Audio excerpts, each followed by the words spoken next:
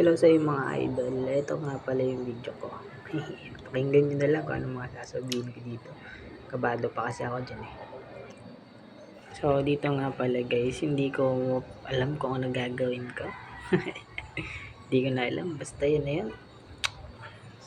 Kabado kasi ako eh. So yun na nga guys. Ito na yung time para magtrabaho. Magtrabaho tayo sa mga malalaking restaurant. Sheesh. Katulad ng Jollibee, o di ba? Katulad ng McDo, o di ba? Nakikita niyo ako doon, guys.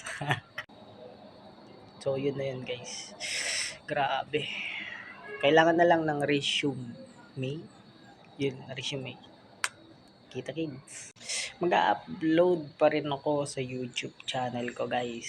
Hindi yan mawawala, guys. Mag-upload pa rin ako. Hintayin nyo na lang. Nandun ako.